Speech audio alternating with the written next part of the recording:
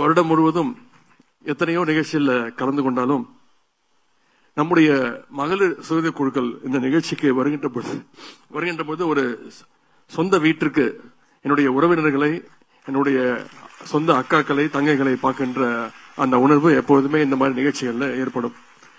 அந்த பாச உணர்வோடு தான் இந்த நிகழ்ச்சியிலும் நான் உங்களை எல்லாம் சந்திக்க வருகை தந்திருக்கின்றேன். முத்தமிழறிஞர் டாக்டர் கலைஞர் அவர்கள் தான் 1989ஆம் ஆண்டு இந்தியாவிலேயே முதன் முறையாக இந்த மகளிர் சுய குழுக்களை ஆரம்பித்தார்கள். அவர் தான் தொடங்கி வச்சார். அதன் பிறகு நம்முடைய முதலமைச்சர் அவர்கள் உள்ளாட்சித்துறை அமைச்சராக இருந்தபோது இந்தியாவே திரும்பி பார்க்கிற அளவுக்கு இந்த மகளிர் சுய குழுக்களுடைய உழைப்பிற்கு அவங்களுடைய அங்கீகாரத்தை கொடுத்து அவங்களை எல்லாம் ஒரு படியாக உயர்த்தி காட்டினார்கள். கலைஞர் அவர்கள் சுய குழுக்களை தொடங்கினாரு. ஏதோ ஒரு திட்டத்தை துவக்கிட்டோம், மகளிருக்கு கடன் உதவிகளை கொடுக்கின்றோம், தொழில் செய்யறாங்க, அவங்களே முன்னுக்கு வந்துருவாங்க அப்படின்னு அவர் நிக்கவில்லை. அந்த குழுக்கள்லாம் ஒவ்வொரு குழுவும் சிறப்பாக செயல்பட வேண்டும் என்பதில் கலைஞர் அவர்கள் மிக உறுதியோடு இருந்தார். அதனால்தான் தமிழ்நாடெங்கும் சிறப்பாக செயல்படுகின்ற அந்த குழுக்களுக்கு, அந்த சகோதரிகளுக்கு ஒவ்வொரு வருடமும் இந்த மணிமேகலை விருதுகளை கலைஞர் அவர்கள் தான் அறிவித்து கொடுக்க ஆரம்பிச்சார். சென்ற 10 ஆண்டு கால ஆட்சியில இந்த விருதுகள்லாம் கொடுக்காம நிறுத்தப்பட்டிருந்தது. ஆனா நம்முடைய கழக அரசு ஆட்சி அமைஞ்ச உடனே, நம்முடைய முதலமைச்சர் அவர்கள் பொறுப்பேற்ற உடனே இந்த விருதுகளை மீண்டும் கொடுக்க வேண்டும் அப்படின்னு எங்களுக்கு உத்தரவிட்டார். பெண் விடுதலையே மகளிர் முன்னேற்றத்துக்கான அடித்தளம் என்று முழங்கியதுதான் திராவிட இயக்கம். பெரியாருடைய பெண்ணுரிமை சிந்தனைகளுக்கு செயல் வடிவம் கொடுக்கின்ற ஆட்சியாக முத்தமிழர் கலைஞருடைய ஆட்சி காலம் இருந்தது. இப்ப நம்முடைய முதலமைச்சர் அவர்கள் தலைமையிலான நம்முடைய திராவிட மாடல் அரசும் பெண்கள் முன்னேற்றத்திற்காக ஒவ்வொரு நாளும் பல்வேறு திட்டங்களை செயல்படுத்தி வருகின்றது. குடும்ப சொத்துல பெண்களுக்கு சம உரிமை உண்டுன்னு இந்தியாவிலேயே முதன் முறையாக அந்த சட்டத்தை இயற்றியவர் முத்தமிழர் டாக்டர் கலைஞர் அவர்கள். அது மட்டும் இல்ல, காவல்துறையிலும் போலீஸ்லயும் மகளிர் பணியாற்றலாம் என்ற நிலைமையை இந்தியாவிலேயே முதன் முறை உருவாக்கியவர் நம்முடைய முத்தமிழர் டாக்டர் கலைஞர் அவர்கள். அதே போல வாழ்ந்து காட்டுவோம் திட்டம், உங்களுக்கு அத்தனை பேருக்கு தெரியும். வாழ்ந்து காட்டுவோம் திட்டத்தை கொண்டு வந்து பல லட்சம் குடும்பங்களை வறுமையிலிருந்து மீட்டவர் முத்தமிழர் டாக்டர் கலைஞர் அவர்கள். இன்னைக்கு தமிழ்நாட்டில் 4,76,000 மகளிர் குழுக்கள் இருக்கின்றாங்க. அதுல 53,74,000 பேர் உறுப்பினர்களாக நீங்க இருக்கிறீங்க. தமிழ்நாட்டு மகளிருடைய சமூக பொருளாதார முன்னேற்றத்துக்காக ஒரு மாபெரும் இயக்கமாக இன்றைக்கு இந்த மகளிர் சுய குழுக்கள் மிகச் சிறப்பாக செயல்பட்டு வரீங்க.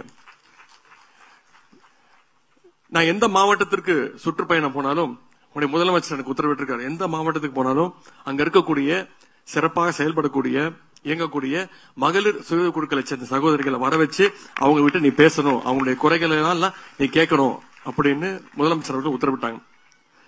அப்படி எந்த மாவட்டத்துக்கு சென்றாலும் அந்த குழுக்களை சந்திப்பது என்னுடைய வழக்கம்.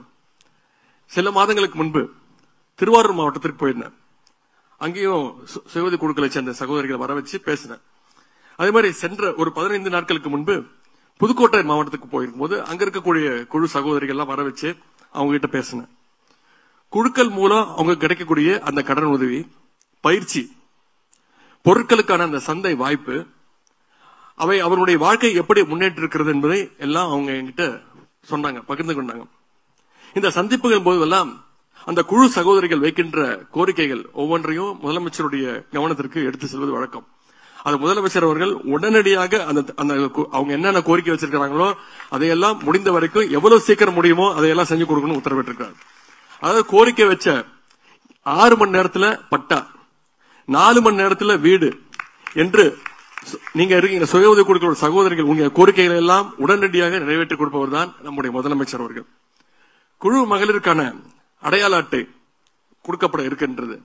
மகளிர் தினத்தன்று முதலமைச்சர் அவர்கள் அறிமுகப்படுத்தினார். அந்த அடையாள அட்டை இருந்துச்சுன்னா நீங்க தயாரிக்கின்ற அந்த பொருட்களை கிராம மற்றும் நகர பேருந்துகள்ல கட்டணமின்றி எடுத்து செல்ல முடியும் என்ற நிலையையும் உருவாக்கி கொடுத்தவர் முதலமைச்சர் அவர்கள் தான்.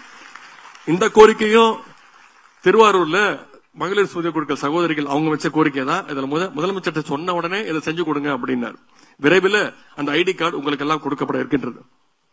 இதையெல்லாம் நான் ஏன் சொல்றேன்னா, மகளிர் குழுக்கள் என்ன உதவியை கேட்டாலும் உடனே செய்து கொடுங்கள் என்று முதலமைச்சர் எங்களுக்கு உத்தரவிட்டிருக்கார். அதைத்தான் நாங்கள் செய்து கொண்டிருக்கிறோம். இதையே ஒரு 10 ஆண்டுகளுக்கு முன்பு நீங்க நினைச்சு பாருங்க.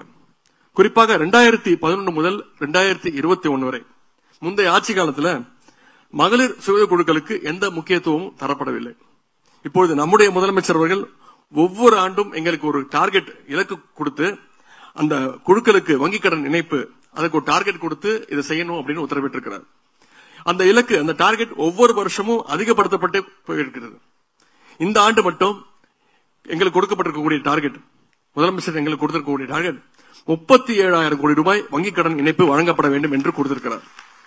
அதன்படி தமிழ்நாடு முழுவதும் இன்னைக்கு மட்டும் சுமார் 3,76,000 பயனாளிகளுக்கு 3,130 கோடி ரூபாய் அளவிற்கு வங்கிக் கடன் இன்னைக்கு தமிழ்நாடு முழுக்க இன்னைக்கு ஒரே நாள்ல மட்டும் கொடுக்கப்பட இருக்கின்றது. அது மட்டும் இல்ல, இந்த 4 ஆண்டுகள்ல மட்டும் 1,05,000 கோடி ரூபாய் அளவுக்கு வங்கிக் கடன் இணைப்புகளை நம்முடைய கழக அரசு வழங்கியிருக்கின்றது. இன்றைக்கு இப்படி மகளிர் எல்லாம் சிறப்பா செயல்பட்டு வரதுனாலதான் இன்னைக்கு இந்தியாவிலேயே 9.69% வளர்ச்சியோடு இன்னைக்கு தமிழ்நாடு முதல் இடத்துல இருக்குன்னா அதற்கு உங்களுடைய உழைப்பு, உங்களுடைய பங்களிப்பு, மகளிருடைய பங்களிப்பு இல்லாம இந்த வளர்ச்சி நிச்சயம் தமிழ்நாட்டிற்கு சாத்தியம் கிடையாது. அதனால்தான் நேற்று ஒரு நிகழ்ச்சியில முதலமைச்சர்கள் பேசும்போது கூட குறிப்பிட்டு பேசினார். தமிழ்நாட்டு பொருளாதாரத்துடைய முதுகெலும்பாங்க நம்முடைய மகளிர் நீங்கள் எல்லாம் இருக்கின்றீர்கள் என்று பெருமையாக நம்முடைய முதலமைச்சர் அவர்கள் பேசினார். இங்கே விருது பெறுகின்ற குழுக்கள் மட்டுமல்ல, ஒவ்வொரு மாவட்டத்திலும் இருக்கின்ற விருது பெறாத குழுக்களும் சிறப்பாக செயல்பட்டு வருகின்றன என்பதையும் நாங்கள் அறிவோம். மகளிர் முன்னேற்றத்திற்காக ஏராளமான திட்டங்களை நம்முடைய முதலமைச்சர் அவர்கள் செயல்படுத்தி வருகின்றார். உங்களுக்கு தெரியும். அதையெல்லாம் சிலவற்றை மட்டும் இங்க நான் உங்களுக்கு நினைவுபடுத்த விரும்புகின்றேன். ஆட்சிக்கு வந்தவுடன் முதலமைச்சர் போட்ட முதல் கையெழுத்து மகளிருக்கு அந்த கட்டணமில்லா பேருந்து திட்டம், விடியல் பயணம் திட்டம் தான். அது மட்டுமல்ல, பெண்கள் பள்ளிக்கூடத்திற்கு வரணும், பள்ளிக்கூடத்துக்கு வந்தா மட்டும் பத்தாது, உயர்கல்வி படிக்கணும், காலேஜ் போகணும்னு அரசு பள்ளியில படிக்கக்கூடிய ஒவ்வொரு மகளிருக்கும் எந்த பிரைவேட் காலேஜ் போய் சேர்ந்தாலும் அவங்களுக்கு கல்வி ஊக்கத்தொகையாக மாதம் 1000 ரூபாய் அவங்களுடைய வங்கி கணக்கில் வைக்கப்படும் புதுமை பெண் அப்படின்ற திட்டத்தை கொண்டு வந்தார். அதை விட இன்னொரு முக்கியமான திட்டம் காலை உணவு திட்டம், முதலமைச்சருடைய காலை உணவு திட்டம். ஒவ்வொரு நாளும் 1ஆம் வகுப்பிலிருந்து 5ஆம் வகுப்பு வரை படிக்கக்கூடிய குழந்தைங்க ஒவ்வொரு நாளும் கிட்டத்தட்ட 22 லட்சம் குழந்தைங்க இந்த திட்டத்தின் மூலம் பயன்படுறாங்க. இதற்கெல்லாம் முத்தாய்ப்பாக கலைஞர் மகளிர் உரிமை தொகை திட்டம். இப்படி ஒவ்வொரு திட்டத்தையும் மகளிர் முன்னேற்றத்தை மனதில் வைத்துக் கொண்டு நம்முடைய முதலமைச்சர் அவர்கள் தீட்டிக் கொண்டு வருகின்றார்கள், செயல்படுத்தி வருகின்றார்கள். தமிழ்நாட்டு அரசியல் வரலாற்றில் இதுவரை எந்த அரசை காட்டிலும் திராவிட மாடல் அரசு முழுக்க முழுக்க உங்களுக்கான அரசாக, மகளிருக்கான அரசாக இயங்கி வருகிறது என்பதை நான் இங்கே குறிப்பிட விரும்புகின்றேன். இங்கே சுய உதவி குழு மகளிருக்கு விளையாட்டு போட்டிகள்லாம் நடத்திருக்கிறாங்க. நம்முடைய சகோதரி அவர்களும் அதில் கலந்து கொண்டு வெற்றி பெற்றிருக்கிறாங்க. இங்க சில கோரிக்கைகள்லாம் வச்சாங்க. விளையாட்டு போட்டினா, அதுவும் மகளிருக்கான விளையாட்டு போட்டினா ஏதோ சாஃப்டான விளையாட்டு போட்டிகள் இருக்கக்கூடாது அப்படின்னு நாங்கெல்லாம் திட்டமிட்டு செயல்படுத்தணும். பொதுவாக பெண்களுக்கு விளையாட்டு போட்டினா பாத்தீங்கன்னா மியூசிக்கல் சேர், கோல போட்டி, கரெக்டா லெமன் இன் தி ஸ்பூன், இந்த மாதிரி போட்டிகள் தான் நடத்துவாங்க. ஆனா நான் நம்முடைய அதிகாரிகள் தான் பேசி ஏன் ஆண்களுக்கு சமமாக பெண்களுக்கும் அந்த விளையாட்டு போட்டி நடத்தணும்னு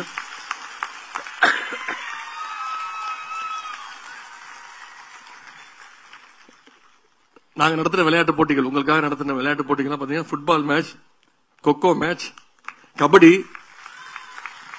கயிறு இழுத்தல், இப்படி பிசிக்கலா நீங்களும் ஆண்களை விட நீங்க இன்னும் அதிகம் சக்தி வாய்ந்தவர்கள் அப்படிங்கறத நிரூபிக்கிறதுக்கான ஒரு வாய்ப்பாக இந்த விளையாட்டு போட்டிகளை சிறப்பாக நடத்தி காட்டியிருக்கிறோம். இந்த போட்டிகளை நடத்திய அனைத்து அதிகாரிகளுக்கும், அதுல பங்கேற்ற அத்தனை பேருக்கும், வெற்றி பெற்றவர்களுக்கும் மீண்டும் என்னுடைய வாழ்த்துக்களை, பாராட்டுக்களை நான் தெரிவித்துக் கொள்கின்றேன். அடுத்த வருடம் நீங்க இன்னும் நிறைய பேர்கிட்ட போய் சொல்லி இன்னும் அதிகமான குழுக்கள், இன்னும் அதிகமான பேர்கள், அதிகமான மகளிர் நீங்க விளையாட வரணும். உங்களுடைய திறமைகள்லாம் நீங்க வெளிக்காட்ட வேண்டும் என்று நான் கேட்டுக்கொள்கின்றேன். மகளிர் நலன் காக்கின்ற நம்முடைய திராவிட மாடல் அரசுடைய நல்லாட்சி இன்னும் பல ஆண்டுகள் தொடர்ந்திட இங்கே வந்திருக்கக்கூடிய ஒவ்வொரு சகோதரருடைய ஆதரவும் அன்பும் நிச்சயம் எங்களுக்கு வேண்டும் என்று நான் கேட்டுக்கொள்கின்றேன். இந்த அரசிற்கு நீங்கள் அத்தனை பேரும் ஒரு பக்கபலமாக இருந்து இந்த அரசினுடைய பிராண்ட் அம்பாசிடர்ஸ் இங்க வந்திருக்கக்கூடிய மகளிர் சுய குழுக்களை சேர்ந்த நீங்கள் தான் அரசினுடைய திட்டங்களை சாதனைகளை மக்கள்கிட்ட எடுத்துக்கொண்டு போய் நீங்கள் செல்ல வேண்டும் என்று கேட்டுக்கொண்டு, இந்த அரசு என்னென்றும் உங்களுக்கு உறுதுணையாக இருக்கும் என்பதையும் தெரிவித்துக் கொண்டு, மகளிர் சுய குழு சகோதரிகள் நீங்கள் தொழில் முனைவோர்களாக வாழ்வில் வெற்றி பெற்றவர்களாக வருவீர்கள் என்ற நம்பிக்கை உள்ளது. இன்னைக்கு இந்த அரசு உங்களை கை தூக்கி விட்டிருக்கிறது. நீங்க இதுல சாதிச்சு நீங்க ஒரு 10 பேரை நீங்க கை தூக்கி விட வேண்டும் என்பதையும் நீங்கள் மனதில் வைத்துக் கொள்ள வேண்டும். வங்கிக் கடன் இணைப்பு மற்றும் மணிமேகலை விருதுகளை பெற்ற அத்தனை சகோதரிகளுக்கும் மீண்டும் என்னுடைய அன்பையும் வாழ்த்தையும் தெரிவித்து விடைபெறுகின்றேன். நன்றி, வணக்கம்.